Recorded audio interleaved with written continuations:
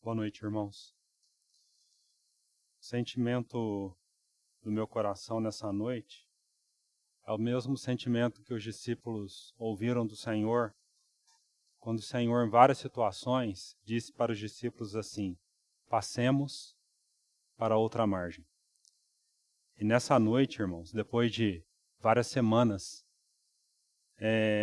sendo conduzidos pelo Senhor naquela margem maravilhosa do capítulo 15, hoje precisaremos avançar para um próximo tópico, um próximo capítulo, capítulo 16. E quando foi iniciado esse capítulo, o capítulo 15, foi relatado para os irmãos que o capítulo 15 fala de um terreno muito sagrado, que precisávamos tirar a sandália dos pés, atitude de reverência. Agora no capítulo 16, já com sandália nos pés, né? Porque o filho pródigo foi recebido com sandália nos pés. Nós precisamos dessas sandálias porque é um capítulo que requer muita ajuda do Senhor, muita preparação e capacitação do Espírito Santo. Então, com um espírito de reverência e ao mesmo tempo de expectativa, vamos fazer a leitura desse capítulo. Capítulo 16, um capítulo para muitos cristãos, que se apresentam algumas dificuldades. Sim, a interpretação desse capítulo não é simples, mas o que eu garanto é que as verdades realçadas pelo Espírito Santo, sim, são simples. E que a expectativa nossa nessa noite seja que o Senhor limpe os nossos olhos, para que vejamos a beleza das verdades que precisam ser realçadas aos nossos corações. Então, versículo 1 do capítulo 16. Disse Jesus também aos discípulos: havia um homem rico que tinha um administrador, e este lhe foi denunciado como quem estava a defraudar os seus bens. Então, mandando-o chamar, lhe disse: que é isto que ouço a teu respeito? Presta contas da tua administração, porque já não podes mais continuar nela. Disse o administrador consigo mesmo: que farei, pois, o meu senhor me tira a administração? Trabalhar na terra não posso, também de mendigar tenho vergonha. Eu sei o que farei, para que quando for demitido da administração, me recebam em suas casas. Tendo chamado cada um dos devedores do seu senhor, disse ao primeiro: quanto deves ao meu patrão? Respondeu ele: 100 cados de azeite. Então disse: toma a tua conta, assenta-te depressa e escreve 50. Depois perguntou a outro. Fica claro por que ele deveria ser demitido, né? Ele não sabia nem o que as pessoas deviam. Tu quanto deves? Respondeu ele: 100 coros de trigo. Disse-lhe: toma a tua conta, escreve 80. E elogiou o Senhor, o administrador, infiel, porque se houvera atiladamente, ou astutamente, ou de uma maneira prudente, ou cheio de esperteza, atiladamente, porque os filhos do mundo são mais hábeis na sua própria geração do que os filhos da luz. E eu vos recomendo: da riqueza de origem iníqua, fazei amigos, para que quando aquelas vos faltarem, esses amigos vos recebam nos tabernáculos eternos. Quem é fiel no pouco, também é fiel no muito. E quem é injusto no pouco, também é injusto no muito. Se, pois, não vos tornastes fiéis na aplicação das riquezas, de origem injusta, quem vos confiará a verdadeira riqueza? Se não vos tornastes fiéis na aplicação do alheio, ou que pertence a outro, quem vos dará o que é vosso? Ninguém pode servir a dois senhores, porque ou há de aborrecer-se de um e amar ao outro, ou se devotará a um e desprezará ao outro. Não podeis servir a Deus e às riquezas. Vamos orar.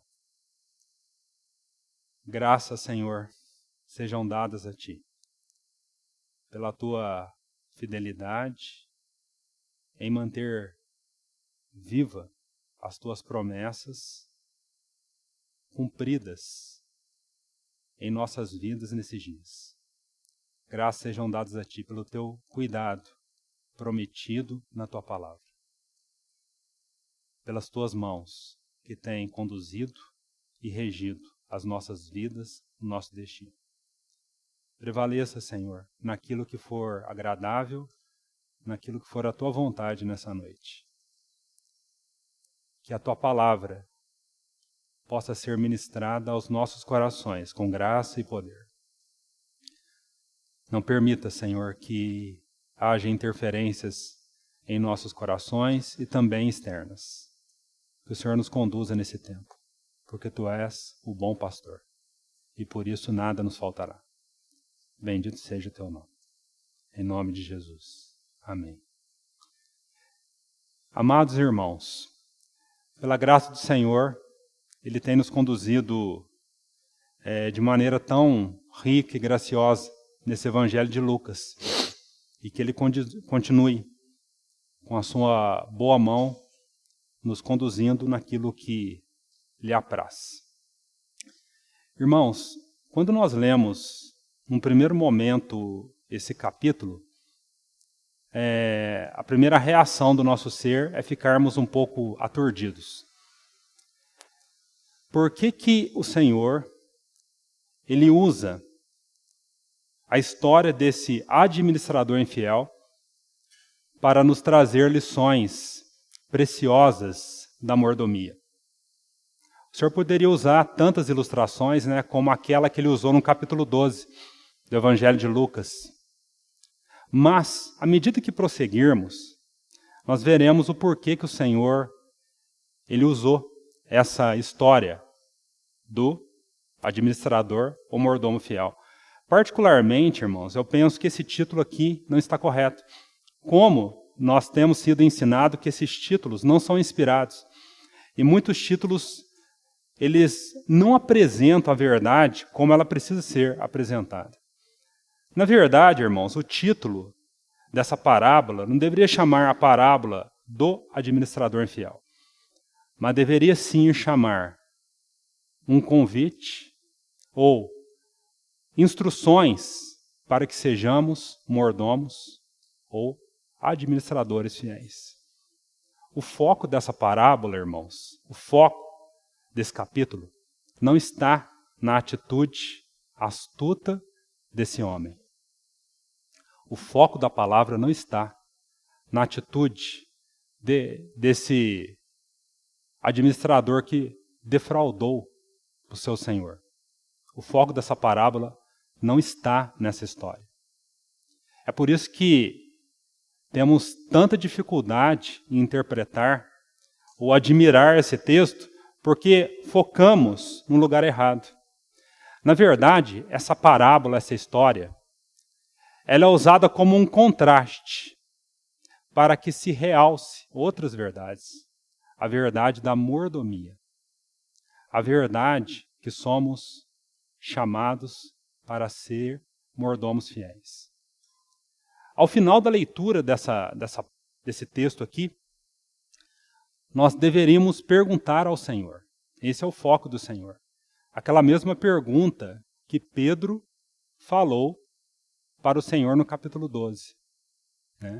Vamos abrir lá rapidamente no capítulo 12.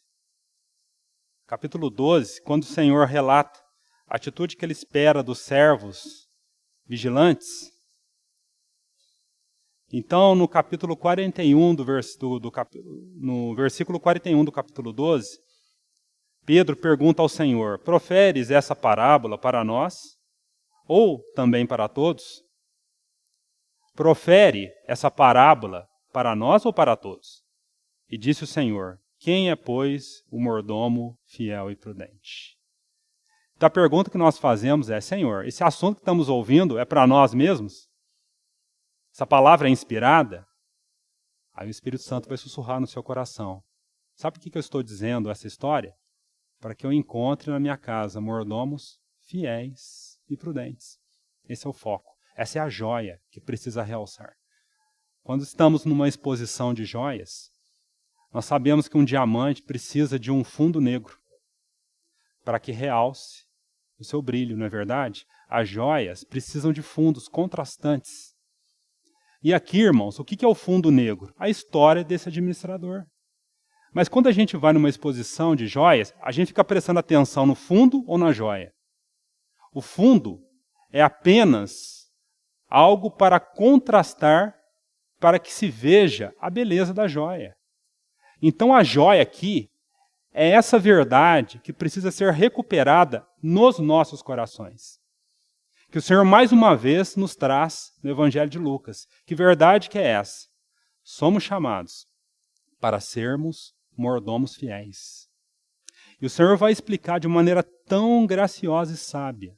De que maneira, irmãos, através desse texto, podemos ser administradores fiéis daquilo que o Senhor nos confia. Ou, em outras palavras, das suas riquezas. Né? E veremos que riqueza aqui não pode apenas ser resumida a dinheiro. Riquezas aqui englobam tudo aquilo que é concedido a nós nessa esfera terrena. Então, irmãos, até o versículo 7, o Senhor ele faz um relato dessa história. Né? A história é desse administrador que rouba o seu dono. Era muito comum, naquele tempo, as pessoas se deixarem o seu patrimônio sendo administrado por pessoas. E aquele administrador roubou o seu dono. E o dono ficou sabendo, fez uma cariação com ele. E o administrador disse assim: eu tenho que dar um jeito agora, né? Trabalhar na terra não posso, não vou mendigar pão. Então, eu sei o que eu vou fazer. Eu vou chamar as pessoas que estão devendo para o meu mestre, para o proprietário. E ele era tão negligente que não sabia nem o valor da dívida. Né, quando nós vemos no texto, tão negligente. E ele pergunta, no versículo 5, tendo chamado cada um dos devedores do seu senhor, disse ao primeiro: quanto deves ao meu patrão? E o fulano disse assim: 100 cados de azeite. Então disse: toma tua conta, assenta-te depressa e escreve 50. Então ele estava beneficiando aqueles devedores de uma maneira ilegal, indigna. Né? Para qual intuito? Para que quando ele fosse despedido, ele pudesse ser recebido por aqueles devedores. Né? Então ele está prestando um favor: olha, eu estou aliviando a sua dívida aqui, então, quando eu for mandado embora, porque eu vou ser mandado embora mesmo, então receba na sua casa, presta um favor para mim. Essa é a história. Então nós ficamos estarrecidos, né? Por que o Senhor usa essa história? Tanto que no versículo 8, o próprio proprietário, né, o senhor desse administrador, o elogiou pela sua atitude. E nós ficamos um pouquinho aturdidos quando lemos o versículo 8. E elogiou o Senhor, o administrador infiel. Que senhor que é esse? É aquele que estava mandando ele embora. E elogiou o Senhor, o administrador infiel. Porque se houvera atiladamente, de maneira astuta, de uma maneira sábia, no sentido que ele usou aquele artifício para sair bem da situação. Por que o Senhor está usando essa história, irmãos? Qual que é o intuito do Senhor em usar essa história? Para que, através desse contraste, fique claro para nós o que é a verdadeira mordomia. Muitos irmãos ficam desesperados quando leem esse texto, né? Eles tentam dar uma ajudinha para o Senhor, né? Como se a palavra precisasse de ajuda, né? Temos ensinado que não se defende o leão. Abre a jaula que o leão faz o estrago. E alguns irmãos dizem assim, não, ele não era tão astuto assim. Esse administrador, ele só abriu mão da sua comissão, né? Outros dizem assim, não, o proprietário das terras, né, o dono, né, a pessoa que tinha contratado o administrador, estava lesando aqueles trabalhadores. Então ele fez uma certa justiça. Essas são as explicações, infelizmente, não adequadas de alguns irmãos eruditos. O que o Senhor está deixando bem claro aqui é que esse administrador é infiel mesmo. Mas por que o Senhor usa essa história, irmãos? Por quê? Não tenham medo, porque a verdade é essa. O administrador é infiel, né? Mas por que o Senhor usa essa história? A explicação está no versículo 8. Porque os filhos do mundo são mais hábeis na sua própria geração do que os filhos da luz. Aqui uma pausa. Aqui o Senhor começa a lançar luz, ou começa a deixar claro para nós por que ele está usando esse fundo negro para começar a apresentar essa verdade tão bela da mordomia que precisa ser recuperada em nossos dias. Por que o Senhor está usando essa história? O Senhor, em outras palavras, está dizendo o seguinte, para os discípulos, porque o versículo 1 diz assim, disse Jesus também aos discípulos. O Senhor está nos chamando para um discipulado, né? O que é discipulado? O discipulado é aqueles que andam com o seu mestre e aprendem as suas verdades. Esses são os discípulos. Andam. Então, eles estão andando com o Senhor, tem essa história aparentemente chocante, e o Senhor, como hábil mestre, começa a deixar claro. Por que o Senhor está citando essa história? A resposta no versículo 8. Em outras palavras, o Senhor está dizendo o seguinte, vocês estão vendo essa história que eu acabei de citar? Isso representa, esse homem representa o espírito daqueles que não me conhecem. Esse homem que dá um jeitinho, né? Esse homem que roubou o seu dono, representam os filhos dessa geração. Ou seja, o Senhor está dizendo que o mundo, as pessoas do mundo que não conhecem o Senhor, elas se dedicam de maneira hábil, de uma maneira que os filhos da luz não dedicam. O Senhor está dizendo assim, olha, eu vou explicar para vocês que as riquezas da terra não são verdadeiras. Mas o homem, ele se dedica de tal forma a essas riquezas que ele é capaz de dar a sua vida. E vocês que são filhos da luz, não agem da mesma maneira.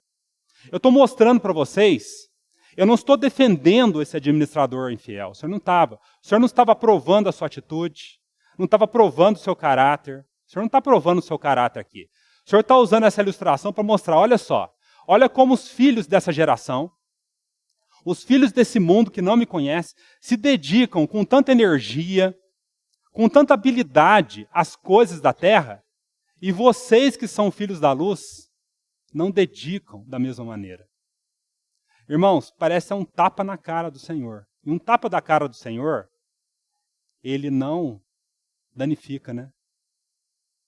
Pelo contrário, nos cura. O Senhor está nos colocando assim, ó. Olha a atitude desse administrador infiel. Vocês, como administradores das minhas coisas, será que vocês também estão administrando de maneira hábil as riquezas verdadeiras? É por isso que o Senhor está usando essa história. O Senhor não está defendendo o caráter dele. O Senhor está usando ele para que vejamos que o mundo se dedica a coisas tão fúteis que passarão. Quanto a nós, não temos a mesma dedicação, a mesma energia, a mesma entrega que esses filhos do mundo. Irmãos, nós temos visto pessoas nos dias às quais estamos dedicando a vida a riquezas que um dia irão desaparecer. E nós? Naquilo que o Senhor tem apresentado a nós. As riquezas verdadeiras, as riquezas eternas. O Senhor é como se dissesse, vocês não dedicam, não se entregam da mesma maneira que os filhos das trevas se dedicam àquilo que eles acreditam. É isso que o Senhor está dizendo. Irmão, de tudo que o Senhor tem apresentado a nós, será que o nosso coração está sendo movido a se entregar àquilo que entendemos ser a riqueza verdadeira? É interessante que quando nós olhamos para o mundo do esporte, né, a gente vê esportistas abrindo mão das suas famílias, até mesmo da sua saúde, para conseguir algo. E nós sabemos que isso que ele vai conseguir vai se murchar. Nós sabemos. E nós? Na primeira direção que o Senhor dá para abrirmos mão de algo, nós queixamos, murmuramos. É por isso que o Senhor está usando essa história, para mostrar um diagnóstico. Que diagnóstico é esse? Que nós não somos tão hábeis como os filhos das trevas. O desejo do Senhor, irmãos, através desse diagnóstico, com os discípulos e com as nossas vidas, é despertar os nossos corações, para que saiamos da nossa acomodação, saiamos da nossa covardia, saiamos do nosso engano e vejamos, irmãos, o que tem sido apresentado a nós. Essa parábola, eu preciso repetir isso, o foco não está no administrador infiel. Ele é mostrado como contraste para que o Senhor possa despertar em nosso viver aquilo que Ele tem esperado. O Senhor, nesses últimos dias, tem chamado administradores fiéis, mordomos que cuidem daquilo que Ele tem confiado a nós. Irmãos, aquilo que o Senhor tem confiado a você, como que você tem gerido? Quando o texto diz assim, riquezas. Riquezas aqui, irmão, não significa apenas o dinheiro. Riqueza significa tudo aquilo que é concedido a nós. Riquezas significa o nosso corpo. Riquezas fala do conhecimento que nós obtemos. Riquezas fala da nossa família. As riquezas falam de coisas materiais, bens tangíveis e também bens intangíveis. Tudo isso é concedido pela mão do Criador, para que possamos gerir, administrar de maneira hábil. Só que não administramos. Os filhos das trevas administram melhor que os próprios cristãos. Os filhos das trevas, eles administram as coisas que são concedidas a ele, né? E olha, que são coisas que irão se murchar, né? Mas eles dedicam cegamente. Esse é o ponto. E nós que temos nossos olhos abertos para as verdades eternas, para aquilo que é confiável, aquilo que é verdadeiro, aquilo que é valioso, por que não dedicamos da mesma maneira? Por que não honramos o nosso dono com aquilo que ele tem nos concedido? Então esse é o diagnóstico do Senhor. Por isso que o Senhor usa essa história. O Senhor não está defendendo esse administrador. Só está colocando a maneira como ele se empenhou, né, para sobreviver, para nós entendermos que nós não empenhamos da mesma maneira com aquilo que nós acreditamos, né?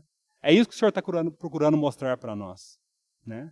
As pessoas do mundo se acreditam naquilo e se entregam. E nós, irmãos, temos os nossos olhos abertos, mas só que nós não nos entregamos. É nesse sentido que o Senhor está dizendo. Então o Senhor está chamando a atenção do seu povo. Como Ele chamou a atenção do seu povo ali, e mais uma vez, amorosamente, chama a nossa atenção. Então, no versículo 9, o Senhor faz uma recomendação. Após o Senhor apresentar esse quadro, Ele faz uma recomendação. E eu vos recomendo. Diante disso que eu estou começando a falar, eu quero fazer uma recomendação. O Senhor apresenta um diagnóstico. Agora o Senhor, Ele vai mostrar, vai abrir o seu coração para aquilo que Ele deseja. E o que o Senhor deseja? Versículo 9. E eu vos recomendo. Irmãos, essa recomendação não é apenas para aqueles discípulos que ouviram inicialmente essa palavra. Essa recomendação é para a igreja nesses 2000 anos. O que o Senhor recomenda? Das riquezas, é claro que aqui que o foco é falar do dinheiro. A palavra riqueza aqui, no original, a palavra tradução é riqueza no português, mas no original a palavra é mamon, uma palavra aramaica, que significa o quê, irmãos? Aquilo o qual nós confiamos. O Senhor usa uma palavra muito usada ali no contexto judaico, né? Eles conheciam essa palavra. Significa aquilo no que o homem confia, aquilo no que o homem deposita, aquilo no que o homem se entrega. E que o Senhor vai começar a nos orientar como que nós devemos cuidar daquilo que é concedido a nós, daquilo que é entregue a nós, das riquezas de origem iníqua. Depois eu quero explicar essa palavra, tá? Das riquezas de origem iníqua, tá? Um primeiro significado, irmãos, quando a palavra fala origem iníqua, ou seja, das riquezas injustas, uma palavra pesada, né?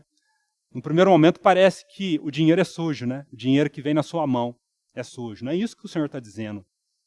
É claro que nós vivemos em um mundo que jaz no maligno, onde tudo está contaminado, né? Onde precisamos andar por esse mundo entendendo que precisamos ser constantemente purificados pelo sangue de Cristo, né? Tudo que pegamos nesse mundo precisa ser pego, capturado e julgado. Tudo, irmãos. Tudo, né? E só podemos fazer com a graça do Senhor. Tudo que vem em nossas mãos, precisamos capturar, né? Subjugar, para que possamos usar para a glória do Senhor. Que veremos essa noite. Então, da riqueza de origem iníqua, fazer amigos. Estranho isso, né? Como que eu vou usar essas possessões para fazer amigos? Um outro engano aqui, irmãos. O Senhor, de nenhuma maneira, está dizendo... Vamos continuar o texto no versículo 9. Eu vos recomendo da riqueza de origem iníqua fazer amigos, para que quando aquelas vos faltarem essas riquezas, esses amigos que foram feitos por essas riquezas, esses amigos vos recebam nos tabernáculos eternos. Aqui precisamos ir devagar. Qual que é a recomendação do Senhor aqui, irmãos? Ao apresentar esse quadro, essa história, qual que é a recomendação do Senhor? A recomendação do Senhor é essa: que as posses ou as riquezas que vêm em nossas mãos, que não são apenas dinheiro, é claro que no texto o significado principal é o dinheiro, né? As riquezas palpáveis. Mas o que o Senhor está querendo dizer com essa recomendação? O Senhor está explicando que o propósito, irmãos, de tudo que vem em nossas mãos, o propósito das nossas riquezas, seja dinheiro, seja bens, seja o que for, até mesmo aquilo que não é visto, o nosso conhecimento, ele tem um propósito. O propósito é fazer amigos. Mas não da maneira humana, né? O homem, infelizmente, ele baseia suas amizades de uma maneira espúria, né? Ele constrói suas amizades, seus relacionamentos de maneira espúria. Não é isso que o Senhor está querendo dizer. E é uma lição no texto. O Senhor precisa continuamente mostrar, para entendermos a beleza desse texto, é vermos cada explicação do ponto de vista de Deus, né? Nós estranhamos esse texto porque no primeiro momento, quando se fala assim, fazer amigos com riquezas, né, estamos tão contaminados por essa atitude humana que a gente não entende o que o Senhor quer dizer. Mas primeiro precisamos entender o ponto de vista do Senhor. O ponto de vista do Senhor é diferente, irmão, do ponto de vista do homem. O ponto de vista do homem é usar as coisas para ter as pessoas, né, de uma maneira impura, né, de uma maneira egoísta. Não é isto que o Senhor está dizendo, irmãos. Quando o Senhor diz assim, das riquezas, das posses, fazer amigos, o que o Senhor está querendo dizer? E logo depois ele diz assim, que esses amigos nos receberão nos tabernáculos eternos. Irmãos, a explicação é complexa. Mas a verdade é tão simples. Fazer amigos significa que tudo que o Senhor nos dá tem por objetivo salvarmos almas. Quem que são esses amigos? João 15. Já não vos chamo servos, mas amigos. Esses amigos aqui não são os amigos do homem, são os amigos de Deus. Irmãos, o Senhor concede a você essa mordomia, essa condição de gerir o que o Senhor está te dando. Seja bens, seja conhecimento, com o intuito de promover o Evangelho. Como que nós fazemos amigos para Deus? Apresentando o Evangelho. Amigos também fala de discípulos. O Senhor concede a nós, irmãos, essas riquezas para que possamos usar tudo que está ao nosso alcance para que vidas sejam edificadas. O que você tem feito com a sua casa, com o seu carro? O que você tem feito, irmãos, com o seu conhecimento? Tudo que o Senhor nos dá é para fazermos amigos. 1 João diz assim: se verdes o seu irmão passar necessidade, usa os teus recursos. Como pode dizer que ama o seu irmão não usar recursos? Vai ficando mais claro para nós o que é fazer amigos. Vamos abrir no Salmo 112, irmãos. Esse fazer amigos. Salmo 112.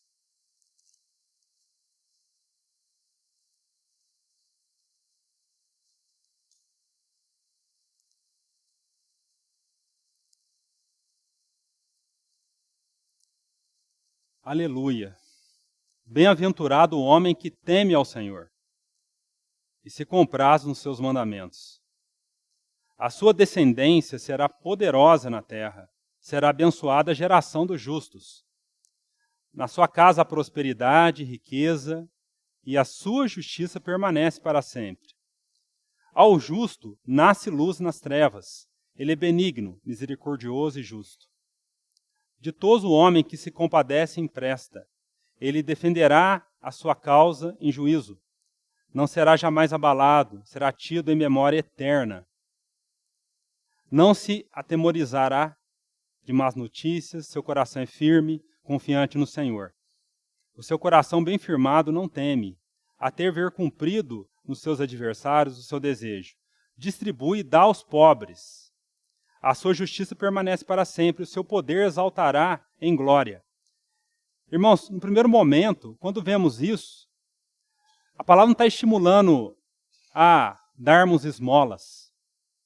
A palavra está dizendo que, à luz desse texto, vamos voltar em Lucas 12, em Lucas capítulo 12, à luz desse texto de Lucas capítulo 16, a palavra está dizendo, irmãos, que nós temos uma responsabilidade com aquilo que o Senhor nos concede para que, através dessas riquezas que o Senhor nos concede, possamos fazer amigos. Amigos em que sentido? Amigos para Deus. Ganharmos vidas. Edificarmos vidas. Esse é o propósito, esse fazer amigos. E a beleza do texto diz assim: para que quando aquelas vos faltarem, as riquezas, vai chegar um momento que esse patrimônio que é concedido a nós, ele vai se escorrer da nossa mão. Ele vai faltar. Mas a maneira a qual nós conduzimos aquilo que o Senhor nos concedeu, ele trará um lucro. Esses amigos que foram feitos vão nos receber nos tabernáculos eternos.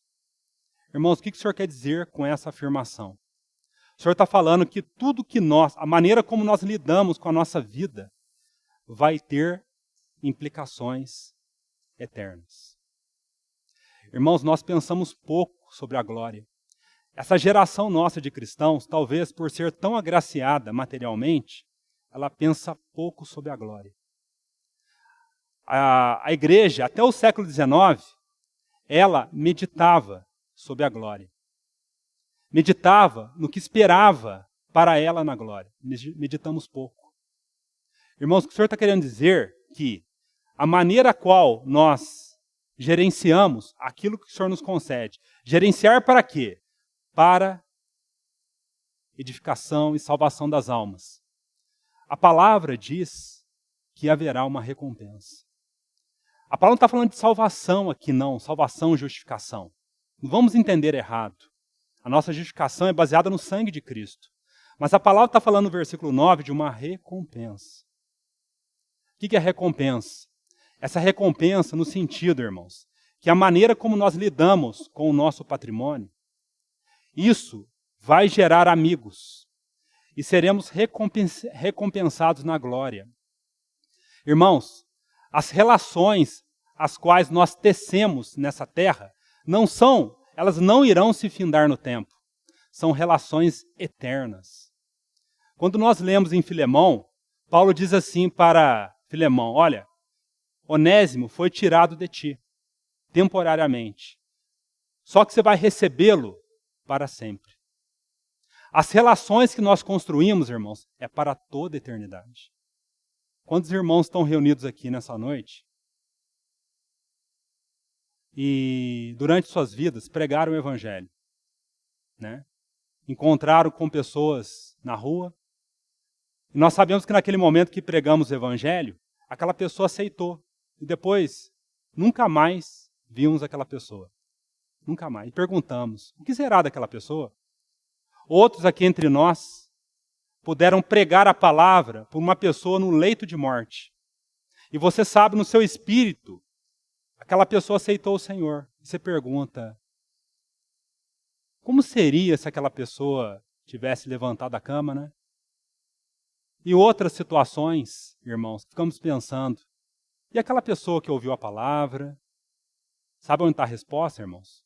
A resposta está aqui, ó. Esses amigos vos recebam nos tabernáculos eternos. Irmãos, eu garanto para você, a palavra não é tão clara em falar como que vai ser essa recepção, mas eu garanto, quantas vidas que você pregou a palavra, que você nunca mais viu o rosto, você vai encontrar na eternidade, na glória. É isso que o Senhor está querendo dizer. Quantas pessoas que nós sabemos aqui, né? Que nós falamos assim: nossa, aquela pessoa, eu preguei o evangelho e visitei ela no hospital, sei que ela recebeu o Senhor, depois eu queria tanto que aquela pessoa tivesse a saúde revigorada e abraçá-la na ceia. Você não abraçou na ceia, mas vai abraçar na glória. É isso que o Senhor está querendo dizer. Tudo que o Senhor nos concede, irmãos, é para esse fim. É para esse fim. Então vem a pergunta, antes de irmos para o versículo 10. A pergunta: Senhor, o Senhor está dizendo que a riqueza que o Senhor me concede tem esse fim. Mas Senhor, na verdade, eu não quero fazer da riqueza, não quero usar as riquezas para fazer amigo para ti. Eu quero ser amigo das riquezas. Se formos sinceros, irmãos, nós temos que falar igual o salmista: a minha alma está pegada ao pó. Isso é pó. Senhor, eu não quero. Eu gosto de manter a minha casa tão limpinha, Senhor. Né? As donas de casas entendem bem o que é isso. É tão difícil para mim receber as pessoas na minha casa. A minha alma está pegada ao pó. Eu tenho tanta dificuldade de ofertar o dinheiro que o Senhor me concede, Senhor. A minha alma está pegada ao pó. Mas aí o salmista diz assim: vivifica-me segundo a tua palavra. Irmãos, ao ouvir isso, que não sejamos como o povo de Israel. Ah, Senhor, agora eu vou fazer do que o Senhor me concede amigos para ti. Eu vou dedicar plenamente ao segundo o Senhor tem me ensinado. Não é essa atitude. Na verdade, a gente tem que ter uma postura de arrependimento, porque o nosso coração é apegado. Na verdade, a gente não quer fazer dessas riquezas amigos para o Senhor. A gente quer ser amigo das riquezas, né? A gente não quer tirar as nossas mãos, a gente não quer desapegar dessas riquezas. E aqui o Senhor, a partir do versículo 10, irmãos, vai lançar uma luz de maneira tão rica a esses discípulos, vai mostrar como que é possível nós pegarmos aquilo que é valioso para nós e dedicarmos para a glória do Senhor. Pegarmos aquilo que é valioso para nós e usarmos para fazer esses amigos para o Senhor. Como que o Senhor vai ensinar? Mostrando a visão correta das riquezas. Qual que é a visão correta que devemos ter das riquezas, irmãos? Riqueza que inclui o nosso corpo, riqueza que inclui o conhecimento que ganhamos, riqueza que inclui a nossa família, nossos bens, nossos títulos, nossas posições. As riquezas englobam tudo isso. Como que é possível desapegarmos disso e permitirmos que o Senhor use isso para a sua glória?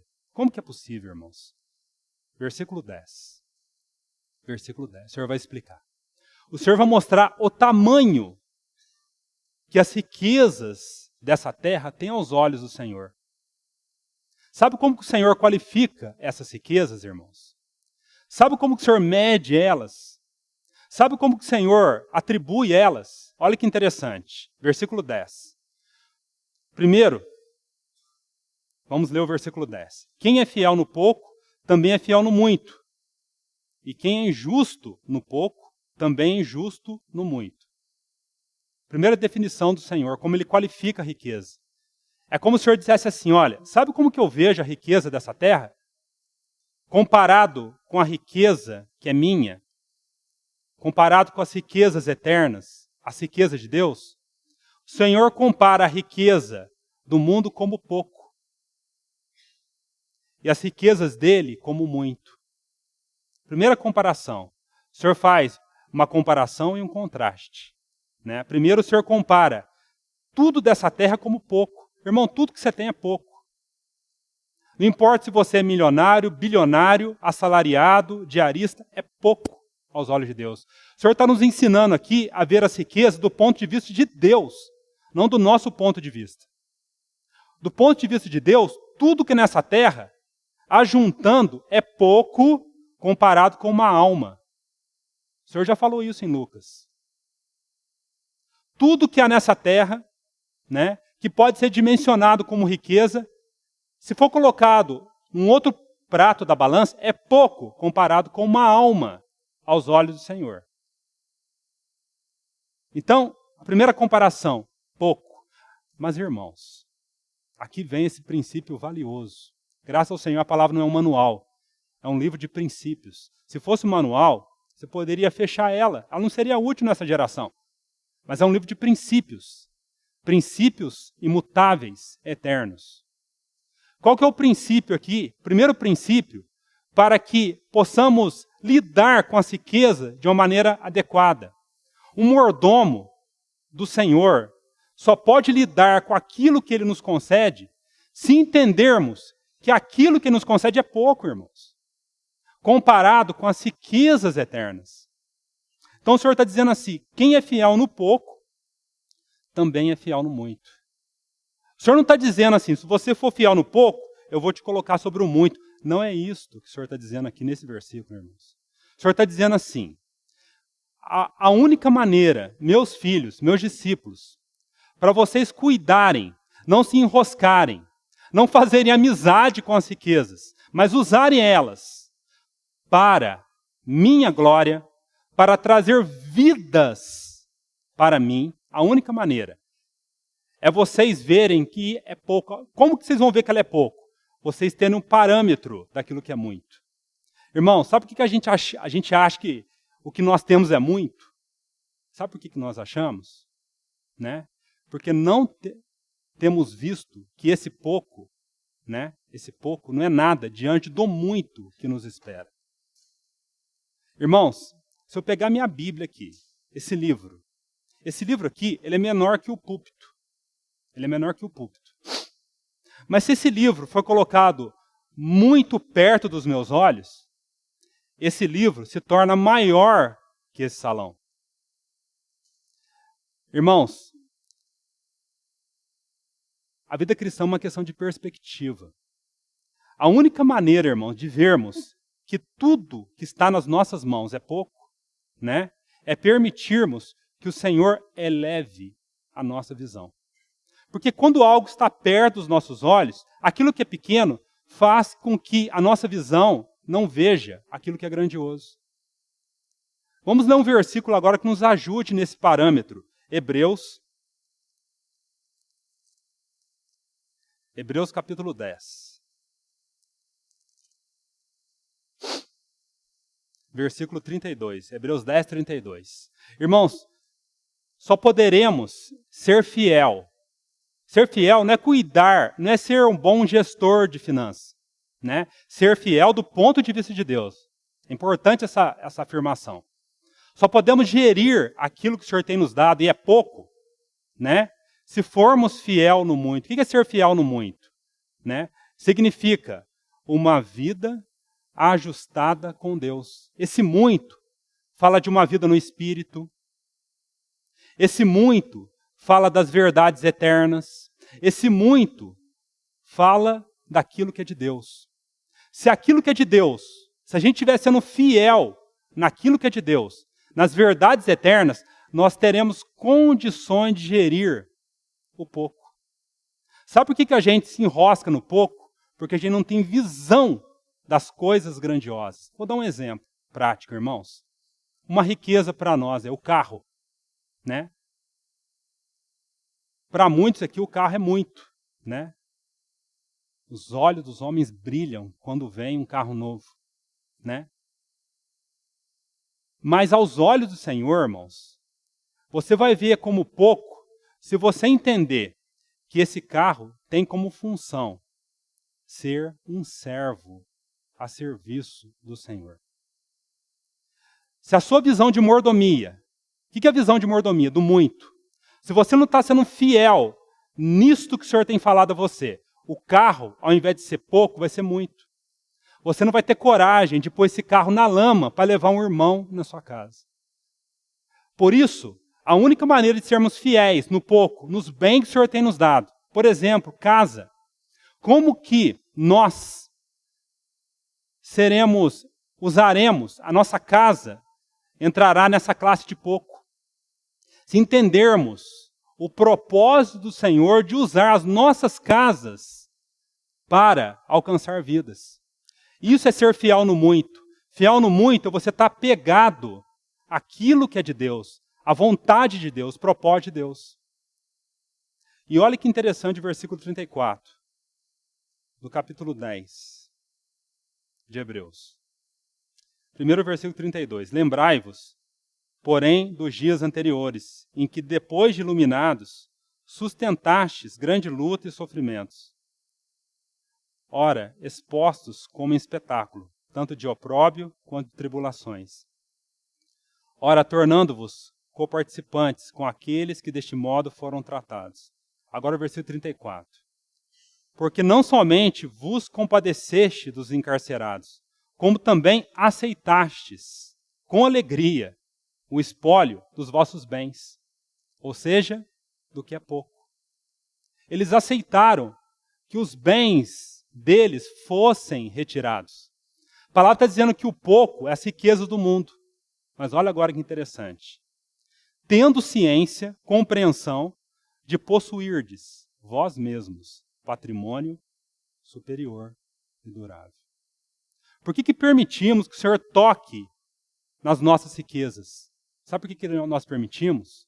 Porque entendemos que aquelas riquezas são poucos, mesmo que sejam filhos, mesmo que sejam coisas valiosas. Por quê? Entendemos que é um patrimônio, como diz o texto, superior e durável.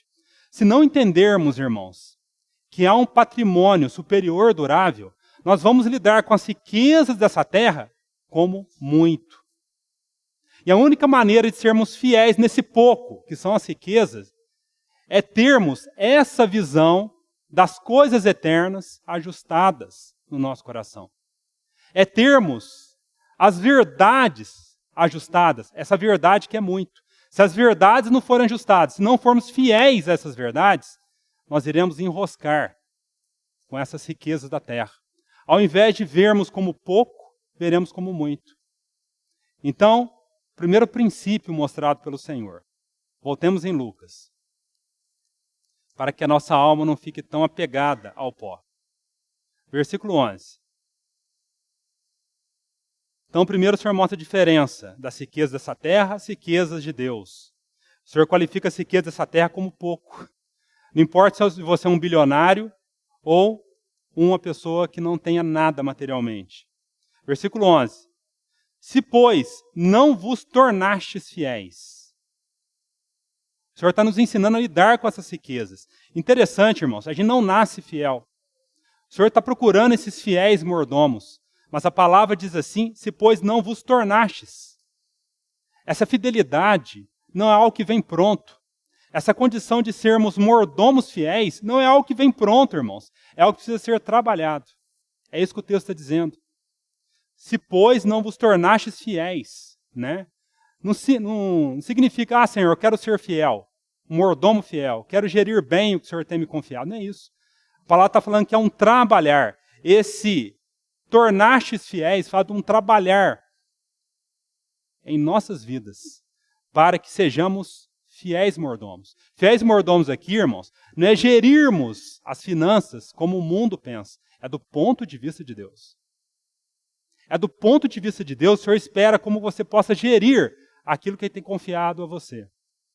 Se, pois, não vos tornastes fiéis na aplicação das riquezas de origem injusta, quem vos confiará a verdadeira riqueza? O que o Senhor está querendo dizer com isso? Parece um versículo não é muito claro. O Senhor está dizendo o seguinte. Vamos ler novamente. Se, pois, não vos tornastes fiéis na aplicação das riquezas de origem injusta. Né?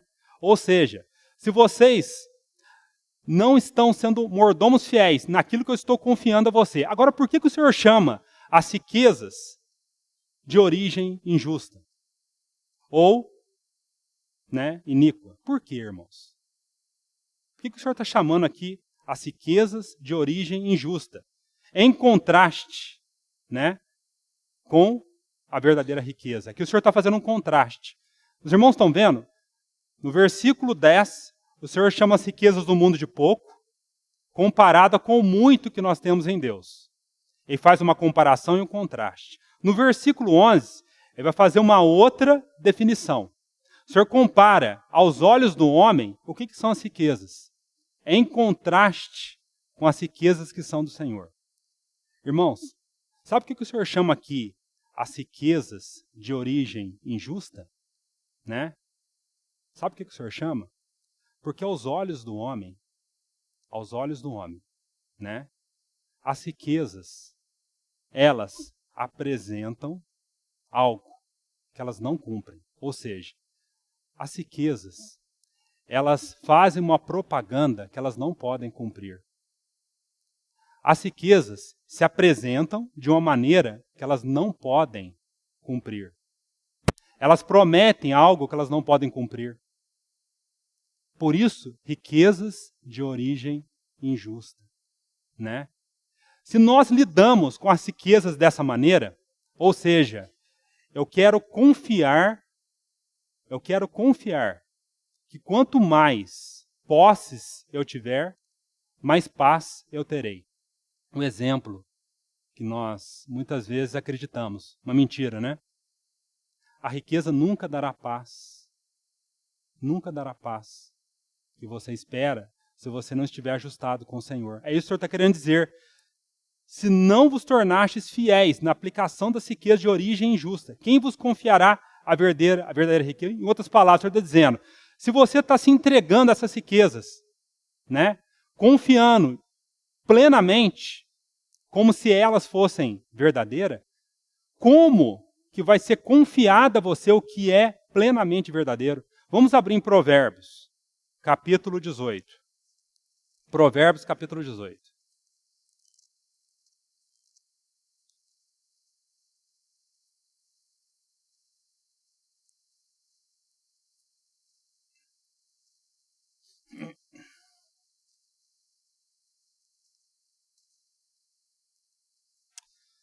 Os bens do rico lhe são cidade forte, e segundo imagina, uma alta muralha.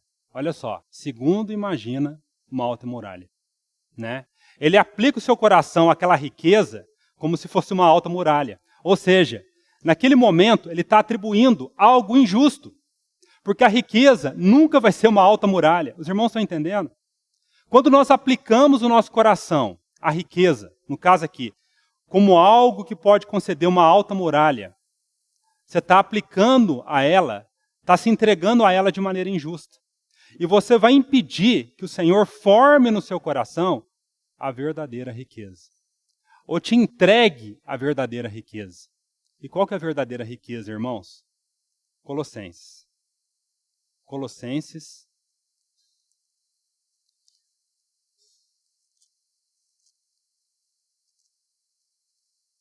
Capítulo 2, versículo 2.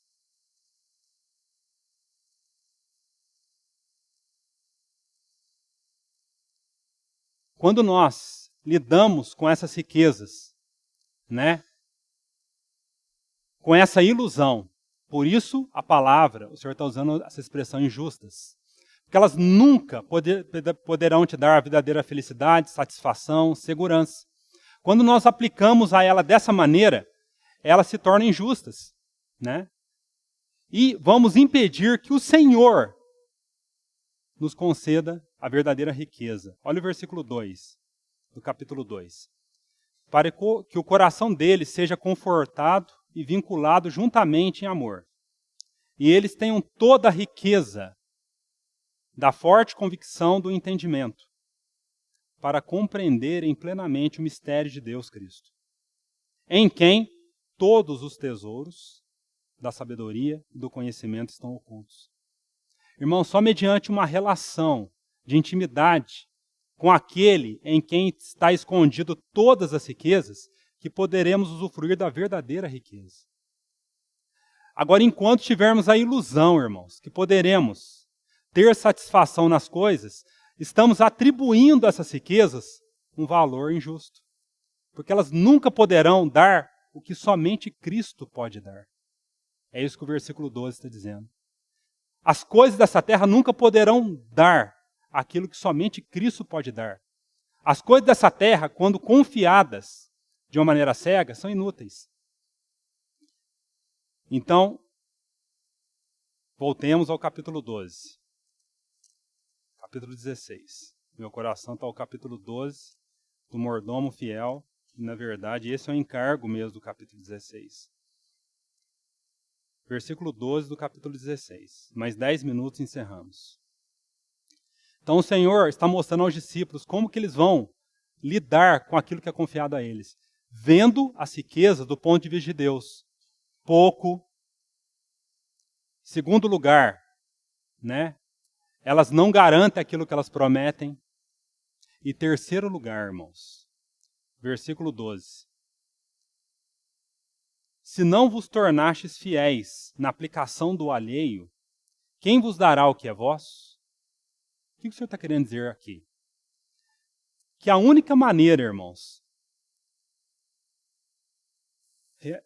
revendo o que nós falamos, a única maneira de nós sabermos lidar com o pouco é sabendo o que é muito. Ser fiel no pouco, temos que estar com o nosso coração ajustado com as verdadeiras riquezas. A única maneira de usufruirmos da verdadeira riqueza, né, é não atribuirmos às riquezas um valor que elas não podem dar. Agora o versículo 12, irmãos. Se não vos tornastes fiéis na aplicação do alheio, quem vos dará o que é vosso? Ou seja, nós, muitas vezes, lidamos com as riquezas como se fosse muito, como se elas pudessem nos conceder algo, e aqui o alheio significa que pertence a outro. Ou seja, irmãos, enquanto o Senhor não trabalhar em nossas vidas para entendermos que tudo que é concedido a nós não é propriedade nossa, é emprestado, não iremos permitir que o Senhor trabalhe em nós aquilo de fato que é nosso. Irmãos, o que o Senhor nos concede é para administrarmos para Ele. Ou seja, nós administramos algo que não é nosso, algo que pertence a outro. E esse outro aqui no texto é o Senhor. Vamos abrir em Ageu. Ageu.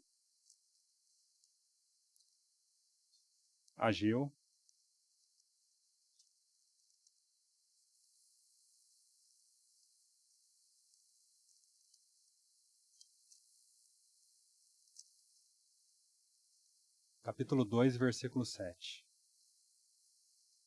Mais 10 minutos e encerramos. Ageu capítulo 2, versículo 7. Farei abalar todas as nações, e as coisas preciosas de todas as nações virão, e encherei de glória esta casa, diz o Senhor dos Exércitos. Minha é a prata, meu é o ouro, diz o Senhor dos Exércitos. Minha prata, meu ouro. Irmãos, quando nós lidamos com as riquezas como se fossem nossa, não vamos permitir que o Senhor trabalhe aquilo de fato que vai ser nosso. Né? Nós impedimos que o Senhor trabalhe aquilo que é para nós, a herança prometida. Aquela herança que é dita em 1 Pedro, que não murcha. Aquela herança eterna. Atos, capítulo 20, quando Paulo está despedindo dos bispos em Éfeso. Como que podemos adquirir essa riqueza de maneira permanente? Aquilo de fato que é nosso. Atos 20, 32. Atos 20, 32.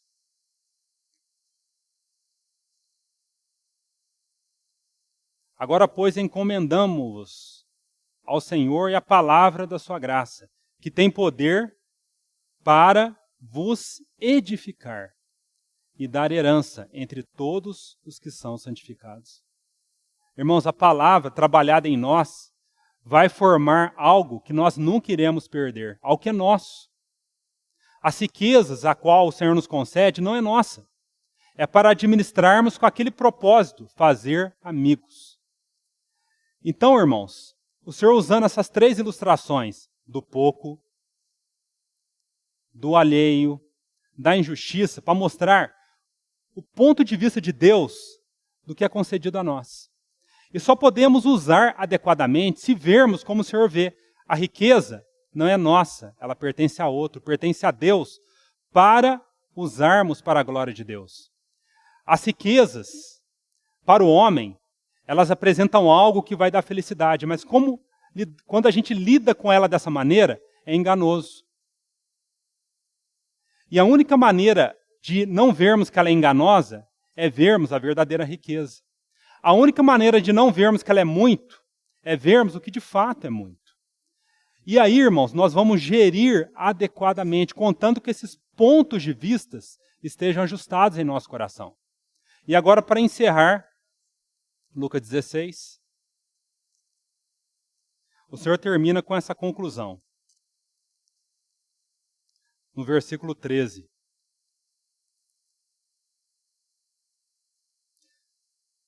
Então, primeiro o Senhor mostra o ponto de vista dele das riquezas, né?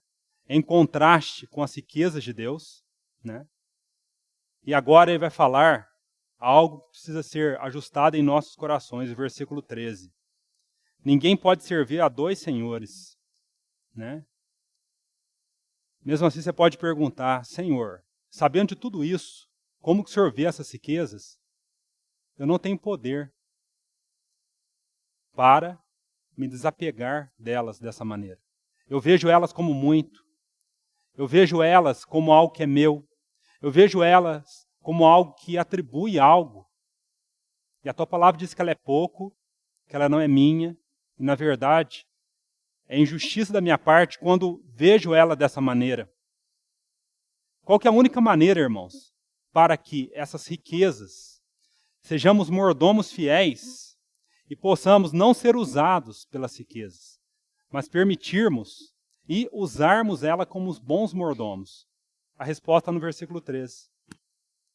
Quando nós permitirmos que o senhorio de Cristo ganhe os nossos corações, quando nós permitirmos que o Senhor nos use, nós iremos aprender a usá-las.